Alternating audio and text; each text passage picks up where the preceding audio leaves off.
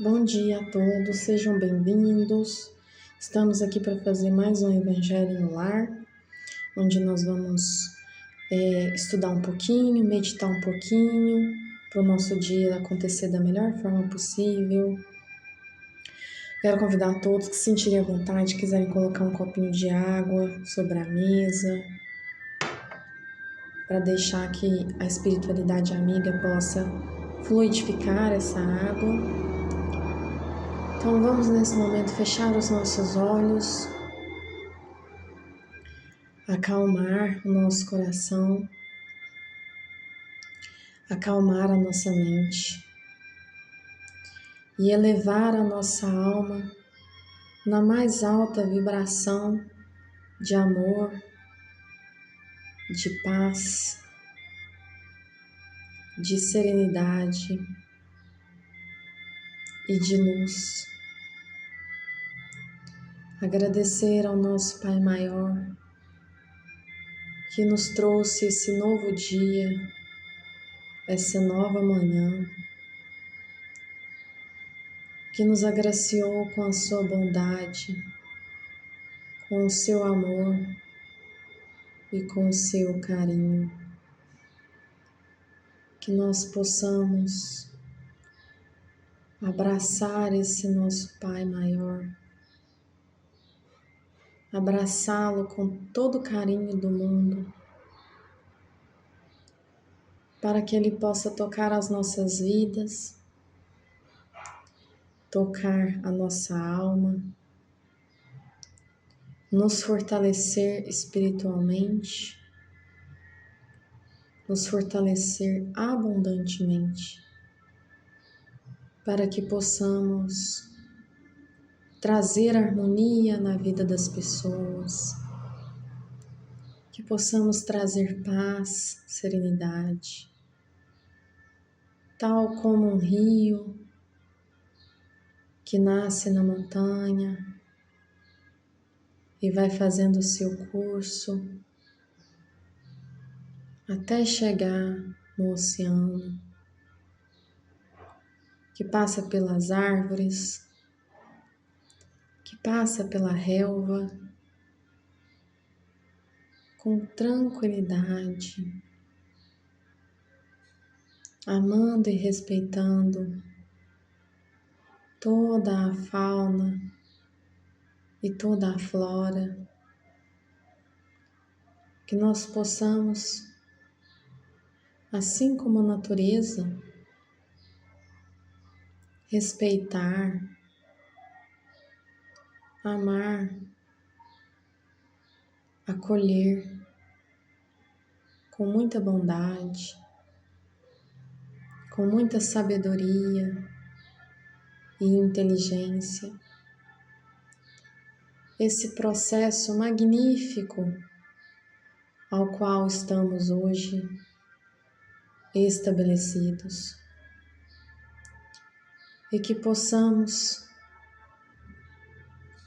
trabalhar, servir com muito amor, com muita entrega, o nosso processo de evolução que Deus, nosso Pai, nos proporcionou o dia de hoje para aprendermos, para vibrarmos com amor e carinho uns pelos outros, sabendo que nós somos o espelho que deverá refletir um dia a misericórdia de Deus.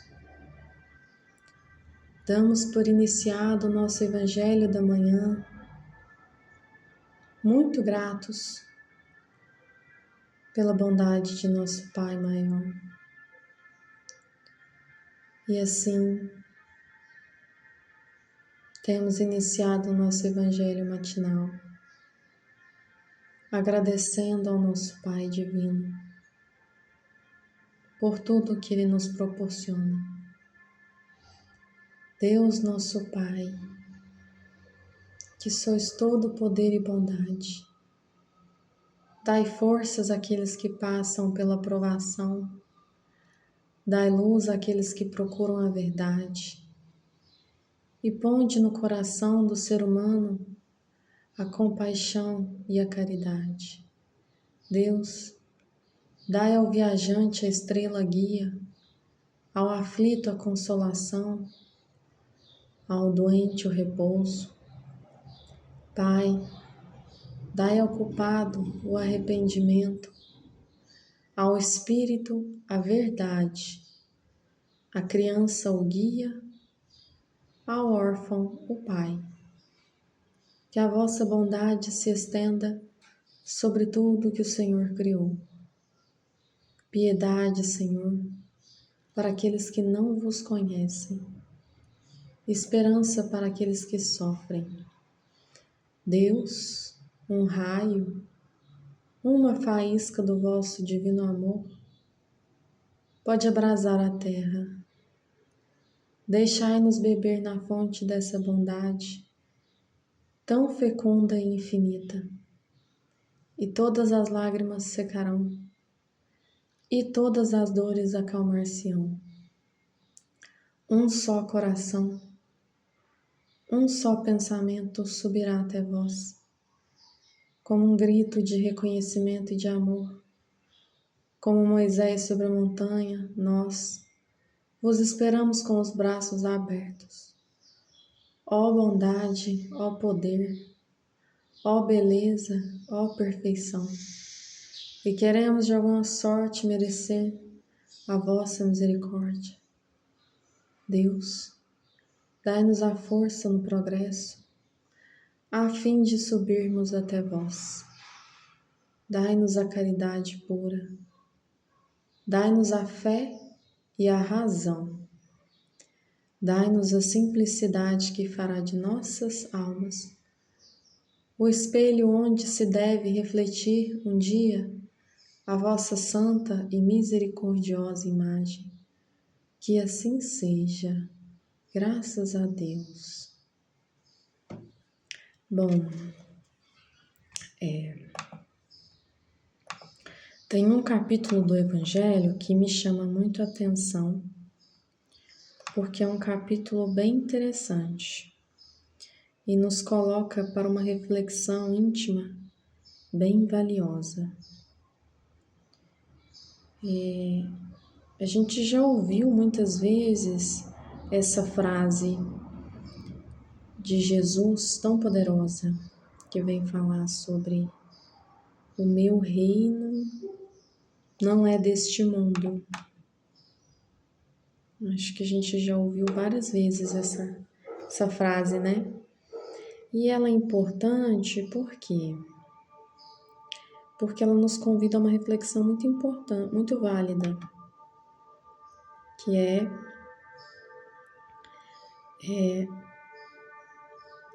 onde está esse reino? Que reino é esse que Jesus tanto fala? Ele é um reino físico? Ele é um reino material? Depois que a gente desencarnar, que a gente vai para lá? São todos que vão? Que reino é esse que Jesus tanto falava aos seus discípulos e a todos aqueles que ouviam ele? Então, o capítulo 2 do Evangelho vem falar: meu reino não é deste mundo. Pilatos, tendo entrado de novo no palácio e feito vir Jesus à sua presença, perguntou-lhe: És o rei dos judeus? Respondeu-lhe Jesus: meu reino não é deste mundo. Se o meu reino fosse deste mundo, a minha gente houvera combatido para impedir que eu caísse nas mãos dos judeus. Mas o meu reino ainda não é aqui. Disse-lhe então Pilatos: És, pois, rei? Jesus lhe respondeu: Tu o dizes, sou rei.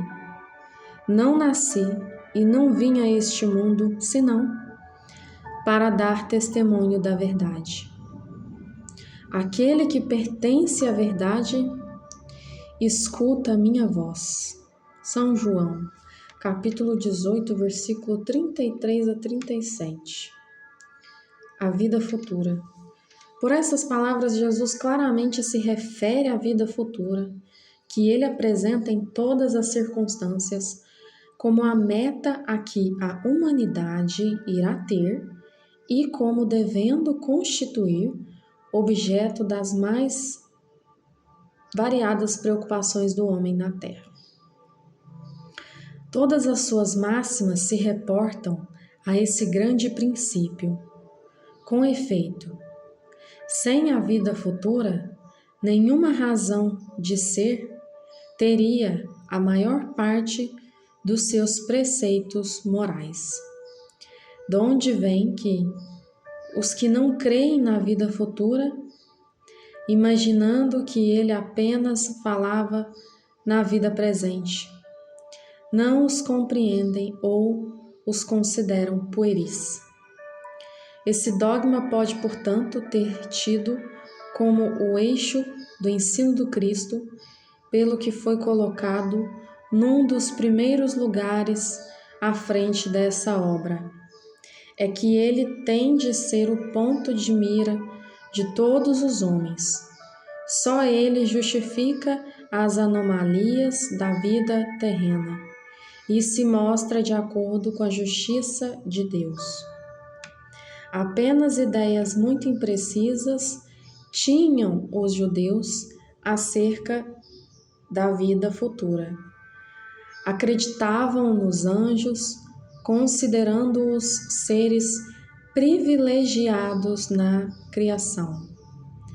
Não sabiam, porém, que os homens podem um dia tornar-se anjos e partilhar da felicidade deles. Segundo eles, a observância das leis de Deus era recompensada com os bens da terra, com a supremacia da nação a que pertenciam, com vitórias sobre os seus inimigos.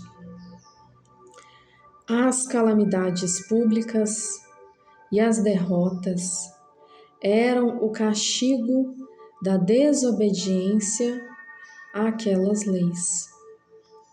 Moisés não pudera dizer mais do que isso a um povo pastor e ignorante, que precisava ser tocado, antes de tudo, pelas coisas deste mundo. Mais tarde, Jesus lhe revelou que há outro mundo, onde a justiça de Deus segue o seu roteiro. É esse o mundo que ele promete aos que cumprem os mandamentos de Deus e onde os bons, acharão a sua recompensa. Aí o seu reino.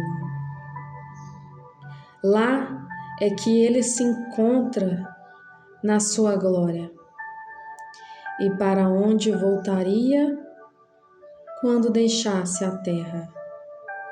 Jesus, porém, conformando o seu ensino com o estado dos homens de sua época, não julgou conveniente dar-lhes luz completa, percebendo que eles ficariam deslumbrados, visto que não a compreenderiam.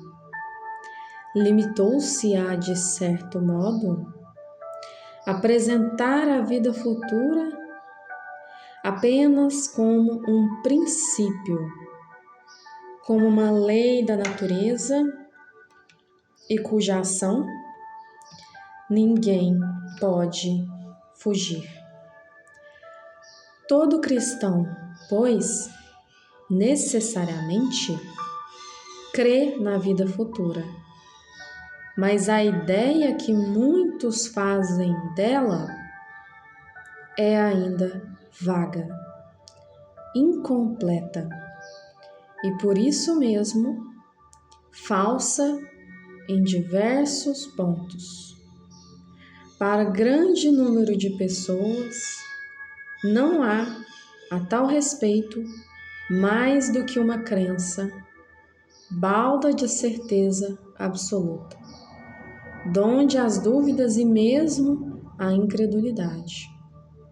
O Espiritismo veio completar, nesse ponto, como em vários outros, o ensino do Cristo, fazendo-o quando os homens já se mostram maduros bastante para apreender a verdade.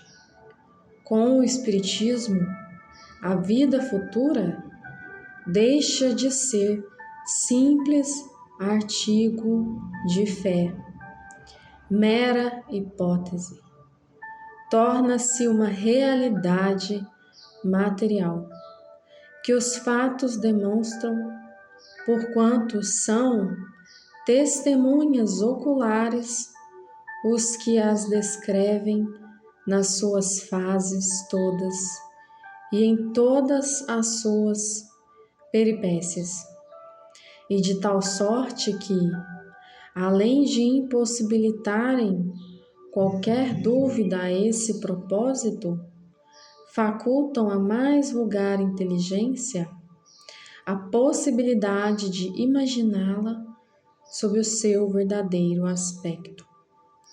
Como toda a gente imagina um país cuja pormenorizada descrição leia.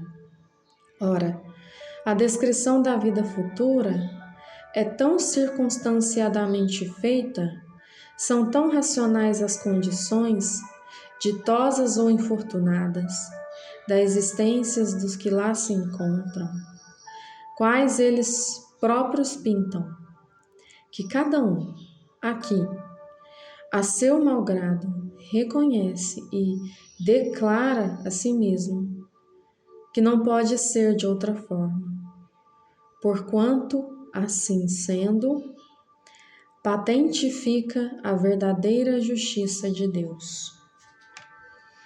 Então, aqui nessa mensagem, que vem falar inclusive sobre a vida futura, nós temos primeiro uma passagem de João, onde ele narra esse encontro que Jesus teve com Pôncio Pilatos, uma vez que Jesus estava preso a mando dos fariseus e com o apoio de Pilatos, então ele estava preso e prestes a ser crucificado. Só que antes dele ser crucificado, Pilatos quis conversar com Jesus, porque o que alegaria que Jesus seria crucificado era a hipótese de que Jesus se colocava como rei. E naquela época, naquela região, quem reinava era Pilatos. Então, um hebreu, um judeu, ir contra os romanos e dizer que seriam reis era uma afronta ao governo e, portanto, seria repreendido de acordo com as leis romanas da época. Pilatos, muita gente fala que em si ele não queria a crucificação de Jesus. Ele não se incomodava com a presença dele tanto quanto os fariseus se incomodavam, porque Jesus é uma figura espiritual, é uma figura religiosa. E isso incomodava muito a religião da época. Por isso, houve todo esse compêndio de torná-lo preso e mais tarde crucificado. E nessa conversa, Pilatos pergunta a ele: "Você é rei dos judeus?" Porque era isso que os judeus falavam dele. Jesus é o nosso rei. Inclusive os próprios apóstolos acreditavam que Jesus iria tirar o poder de Roma pela espada e tomar o controle da região para que os judeus pudessem reinar. Só que Jesus, em diversos momentos, em diversas passagens, vem dizer que ele não veio guerrear pela espada. Ele é um rei do ponto de vista espiritual. Então ele vem dizer assim, meu reino não é deste mundo. O que ele quis dizer com isso? Jesus é um ser que transcende a matéria. Ele não se limita a um espaço físico. Porque esse espaço físico foi criado por ele, não como Deus. Ele é filho de Deus. Mas Deus deu a ele a incumbência de governar o planeta Terra. Então ele acompanha o processo de transformação da Terra desde os primórdios. Portanto, ele é governador do planeta Terra. Significa que ele organiza e direciona espiritualmente o nosso planeta. Mas o reino de Jesus é a Terra? Se ele não se limita a um espaço físico, se ele é um ser de 36ª, 7ª, 8ª dimensão, se ele é um ser que trabalha e governa muitos outros planetas, se ele tem essa função espiritual muito intensa, ele não se limita e não pertence a um só planeta. Ele pertence a um reino que transcende qualquer limitação. E esse reino faz parte da essência de Jesus. Jesus se identifica com esse reino como se ele fosse o reino. E esse reino, ele existe para Jesus em tudo que ele pensa, em tudo que ele faz, em tudo o que ele é. Então esse reino é Jesus. E como é esse reino? É um reino onde a justiça divina é regra maior. É um reino onde o bem prevalece sobre o mal. O amor prevalece sobre o ódio. A felicidade prevalece sobre a tristeza. A paz reina. A concórdia reina. A harmonia reina. A alegria é fundamento de operação. É um reino da mais pura e absoluta verdade, das virtudes que são a rocha, que são a sustentação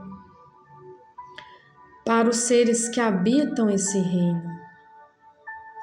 Mas os seres que habitam esse reino, eles não são seres materializados. Eles não são seres ignorantes. Eles não acreditam de forma alguma que a matéria é o centro do universo. Para esses seres, a matéria não é o centro do universo. Para esses seres, a vida é o centro de tudo. Mas a vida espiritual, não a vida material. A matéria é instrumento de operação aos espíritos errantes, aos espíritos imperfeitos, para que eles possam trabalhar e evoluir para chegar num estado de perfeição relativa. Todos nós, ele diz aqui, seremos anjos. Todos nós, sem distinção.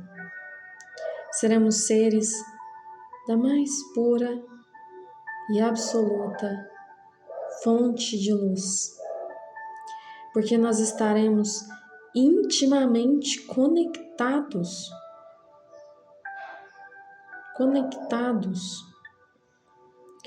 com a energia do Criador. Tão conectados que tudo fluirá muito bem. Fluirá com o amor de Jesus. Fluirá com as bem-aventuranças que Ele nos trouxe. Então Jesus nos dá uma amostra desse reino por suas ações, pelo que Ele pensa, pelo que Ele fala, pelo que Ele é. Esse reino é uma condição dimensional infinita que pertence aos espíritos superiores. É um reino de luz. É um reino que não cabe nem 1% do nosso egoísmo, que não cabe o nosso orgulho, a nossa vaidade, o nosso ódio, a nossa ambição.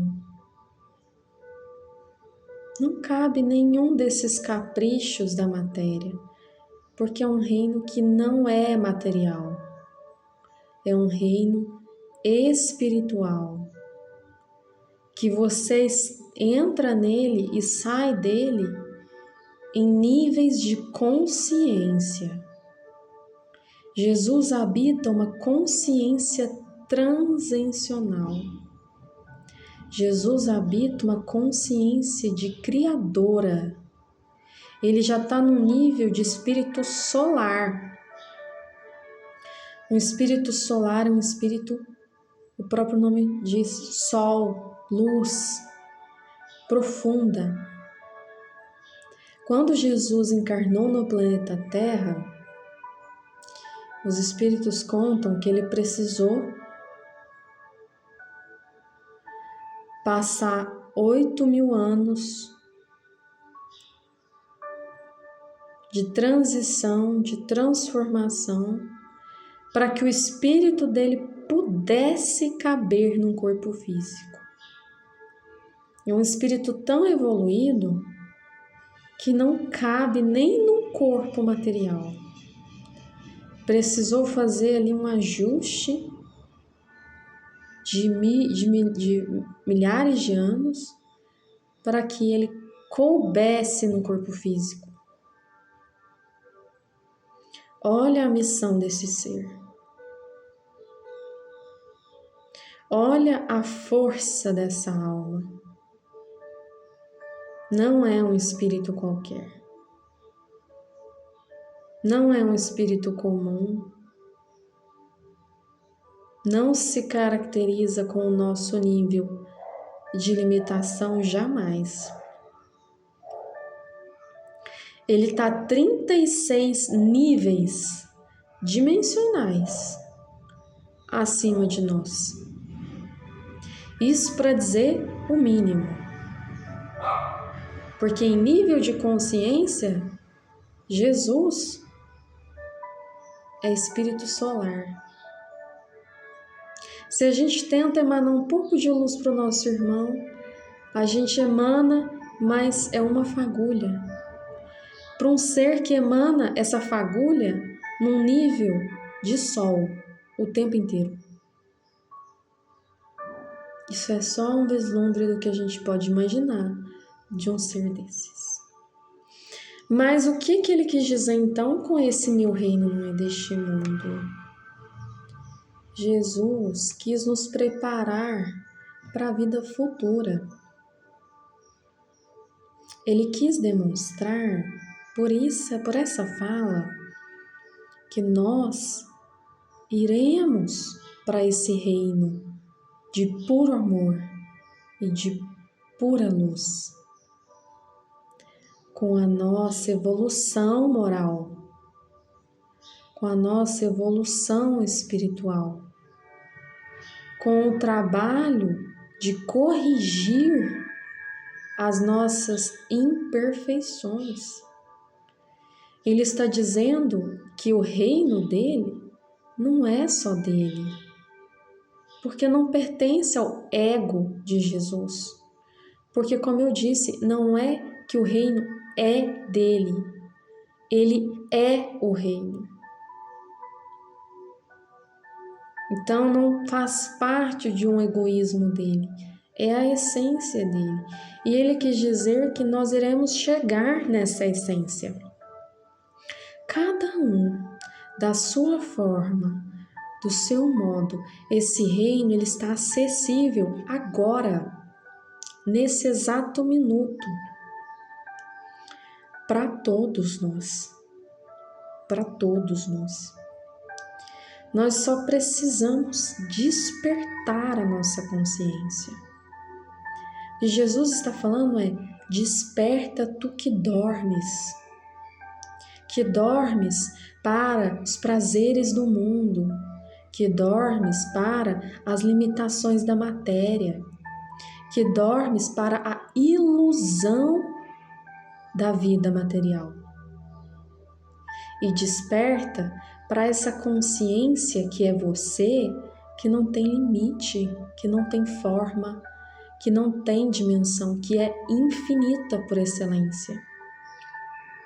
A sua consciência espiritual, que hoje você não tem ela despertada, mas vai ter, ela é tão potente e poderosa que ela toca todos a seu redor, que ela atinge o próprio Criador e que assim Deus entra numa conexão, numa simbiose mesmo com você. De repente não é mais você que pensa ou você que fala, é essa energia poderosa do universo, emanada do próprio Criador, que entra pelos seus chakras e que se manifesta em você. Você é herdeiro de si mesmo. Você faz parte do plano de cocriação universal. Você é um agente de mudança. Você é um agente de transformação. Você é a fonte divina. Você é a luz do mundo. É o sal da terra. É a verdade. Você também é esse reino.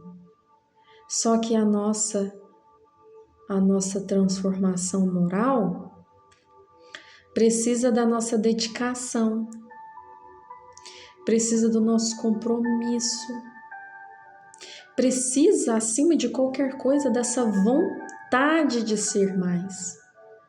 Você tem que querer, porque se você não quiser, não vai acontecer.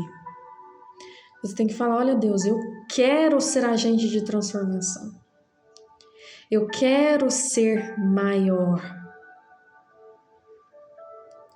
Eu quero ajudar mais, eu quero cuidar mais das pessoas. Eu quero ser fonte, eu quero ser luz.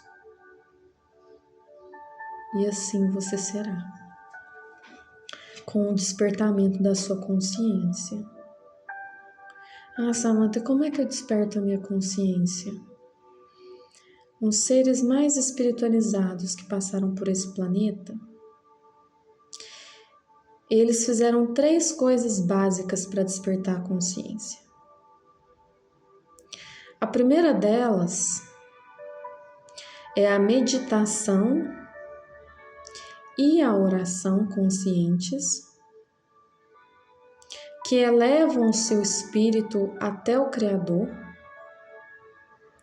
e que faz com que você possa observar com calma, com consciência, o seu redor.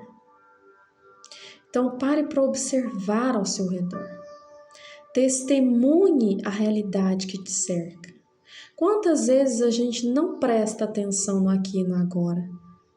A vida se torna uma rotina acelerada, de uma mente acelerada, que não para nem um segundo, nem sequer um minuto, para observar o aqui e o agora. Lembrando que o aqui e o agora são as únicas coisas que existem. O aqui e o agora. O ontem, passado. O amanhã, futuro. E o agora, presença. Presente. O agora é o único presente que existe. É o agora. Então nós temos esse presente magnífico do nosso Criador, que vem nos falar que o aqui e o agora é o que existe. Passe a observar mais a sua volta.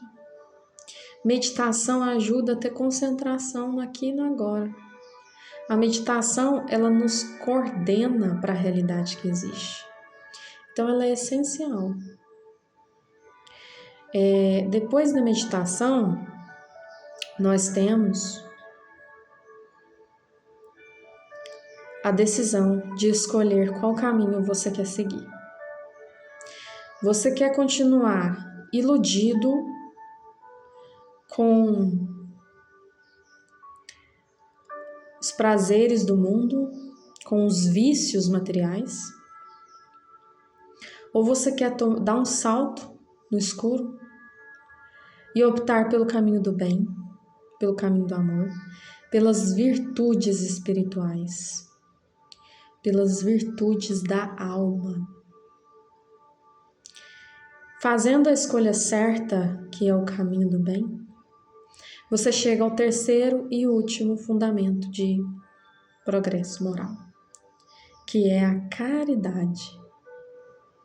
A caridade, ela é substancial para todas as almas evoluídas. E quando eu digo caridade, como diz Joana de Ângeles, a caridade material é a mais fácil de todas. Doar uma sopa, doar um mantimento, doar o seu tempo para trabalhar é difícil também. Doar o seu tempo para trabalhar, para entregar sopas, para olhar os doentes, para rezar com os doentes.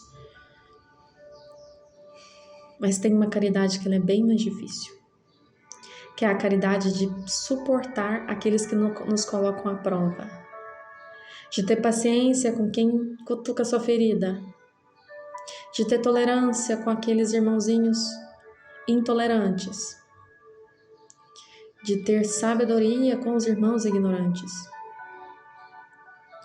de ter a ciência da paz.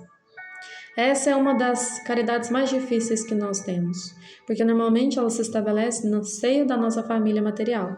Aí nós temos ali um irmãozinho, uma irmãzinha, um pai, uma mãe, um avô, uma avó, um tio, que te coloca à prova. Só que aquele irmão, ele é espelho de você mesmo. Aquele irmão é parte de você. É você também. Ele é o espelho de você. Então, as qualidades e defeitos que ele apresenta, elas também existem em você. Aí aqueles defeitos que você repudia, eles estão em você também. Então você tem que ter um olhar de amorosidade com aquele irmão para perceber que os defeitos que os dois têm, você não quer ter mais. Você quer trabalhar esses defeitos com esse seu irmão, porque esses defeitos existem em você. Então trabalhe com eles. Ame eles, acolha eles, respeite eles, entenda eles. Transforme eles em virtudes. Com calma, com o seu tempo, da sua forma, do seu jeito. É assim que funciona, né? Enfim, era mais ou menos isso que eu queria trazer para hoje. Para finalizar, vou ler uma mensagenzinha do Carlos Torres Pastorino, que eu acho que é um dos seres mais sábios que eu já vi. Traz umas mensagens de reflexão muito valiosas para o nosso processo de evolução. Desperte. Não deixe que a rotina arrase a sua vida. Execute sua tarefa com amor, sempre renovado, porque isso trará alegria a você mesmo. A rotina cansa e corrói a alma, desalenta e carcome o entusiasmo. Renove cada manhã seu, armazenando de alegria de viver. Ajude a todos e cumpra alegremente sua tarefa para receber de volta o benefício da felicidade de seu trabalho. Então, vamos agradecer ao nosso Mestre Jesus, ao nosso guia e protetor da humanidade, pela mensagem maravilhosa de seu Evangelho Redentor, que liberta as nossas visões para o futuro, nos mostrando que somos seres em busca de um progresso, seres que buscam a evolução, que buscam a transformação moral de suas almas, para que possamos chegar perto, um pouco que seja, de almas que nos ensinam, que nos ajudam e que nos fortalecem, nos apoiando caridosamente rumo ao processo de limpeza de nossas almas. Agradecemos a esses irmãos, trabalhadores do bem, almas comprometidas com a evolução do planeta Terra, que nós possamos trabalhar com eles, que nós possamos aprender com eles, para que assim um novo céu e uma nova terra possa chegar. Damos por finalizado o nosso Evangelho de hoje, agradecendo a todos que estiveram conosco, espiritual e materialmente. Que Jesus abençoe cada vida com o seu amor divino. Que Jesus abençoe cada um de nós. E assim seja, graças a Deus. Fiquem com Deus.